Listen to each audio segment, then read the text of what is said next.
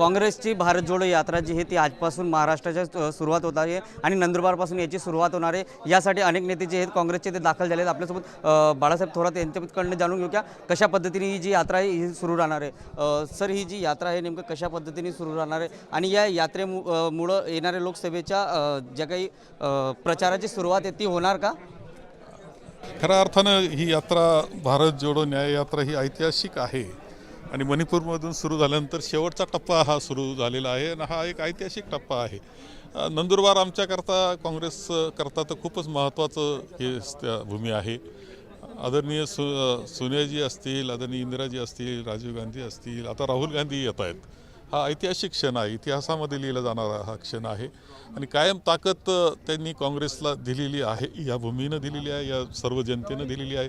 आणि म्हणून आता ही यात्रा इथे आहे, ही कार्यक्रम संपल्यानंतर धुळ्याला आम्ही महिला संमेलन आहे, तिथं रॅलीसुद्धा आहे। त्यानंतर मालेगावमध्ये रॅली आहे, त्यामध्ये चांदवडला शेतकरी संमेलन तिथे होणार आहे। उद्या सकाळी लवकर ते होणार आहे। त्यानंतर आम्ही नाशिकमध्ये रॅली होणार आहे, त्र्यंबकेश्वरचं दर्शन घेत पुढं जाणार आहे। तर हे सगळं होत चैत्यभूमीला समारोप हा होणार आहे। सर, परंतु बाळा धानोरकर यांच्या पत्नीने पक्षाच्या अंतर्गत वादामुळे माझ्या पतीचा मृत्यू गेलेला, आता माझे देखील मृत्यू घ्यायला निघालेत असं वक्तव्य केलं। कसं पाहता याकडं? मला हे काय त्यांनी म्हटलं हे मला माहीत नाही। त्यांची इच्छा आहे का लोकसभेची उमेदवारी मिळावी, तो आग्रह करण्याचा अधिकार त्यांचा आहे आणि तो सर्वांचाच असतो। त्यामुळं त्यावर चर्चा आमची होऊ शकते, बाकी त्या काय बोललेलं हे मला माहीत नाही। सर, या यात्रेमध्ये प्रकाश आंबेडकर येतील का? कारण की प्रकाश आंबेडकर आपल्यावरती नाराज असल्याचं दिसून येत आहे जागा वाटपावरनं, तर या यात्रेत सामील होतील का असं वाटतं आपल्याला? नाही, ते आघाडीत यावं त्यांनी ह्याच्याकरता आम्ही प्रयत्न केला। आघाडीचे जे सदस्य आज आहेत ते सहभागी होत आहेत आणि माननीय प्रकाशजींना आंबेडकरांना, बाळासाहेब आंबेडकरांना खूप आग्रह आमच्या सगळ्या मनापासून आहे की त्यांनी आघाडीत यावं।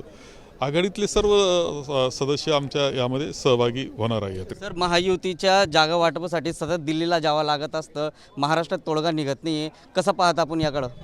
आणि कोणताही जो पक्ष ज्याचं राष्ट्रीय पातळीवरील आहे तर चर्चा तर दिल्लीत होतच असते, कोणताही राष्ट्रीय पक्ष असो।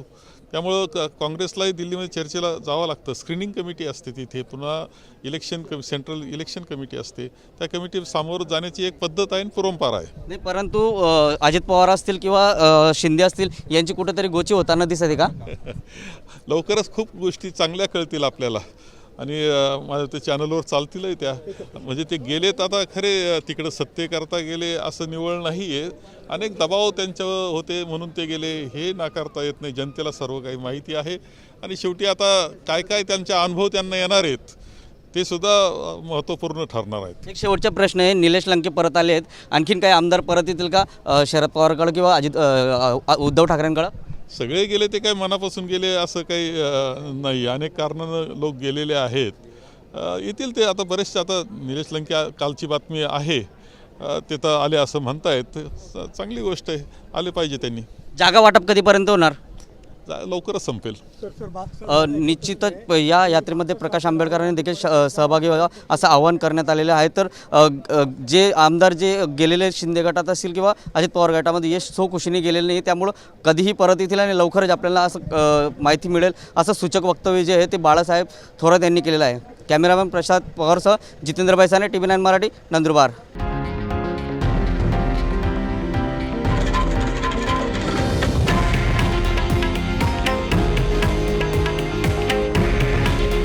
हे आहे देशातील नंबर 1 न्यूज नेटवर्क आणि आपण पाहत आहात TV9 मराठी। काळजी तुमची, हित महाराष्ट्राचं।